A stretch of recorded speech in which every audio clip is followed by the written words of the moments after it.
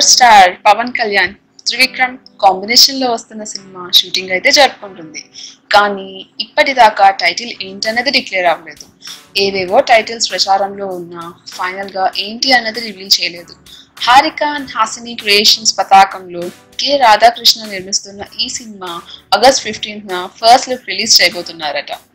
August 15న power star fans కు powerful gift ఇవ్వబోతున్నాడు.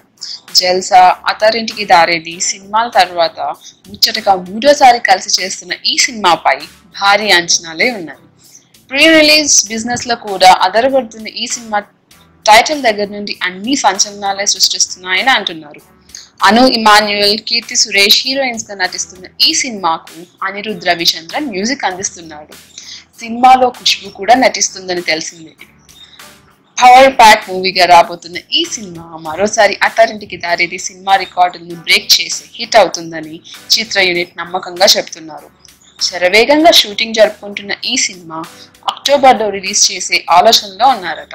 2019 ఎలక్షన్స్ లో డైరెక్ట్ గా పోటీ చేయనున్న పవన్ కళ్యాణ్ 2018 కల్లా కమిట్ అయిన సినిమాలను పూర్తి చేయాలని చూస్తున్నారు. త్రివిక్రమ్ సినిమా తర్వాత సంతోష్ శ్రీనివాస్ సినిమా ఉంటుందని తెలుస్తుంది. మా వీడియో కనుక మీకు నచ్చినట్టయితే లైక్ చేయండి, షేర్ చేయండి. మరిన్ని ఇంట్రెస్టింగ్ అప్డేట్స్ కోసం మా ఛానల్కి సబ్స్క్రైబ్ చేయండి.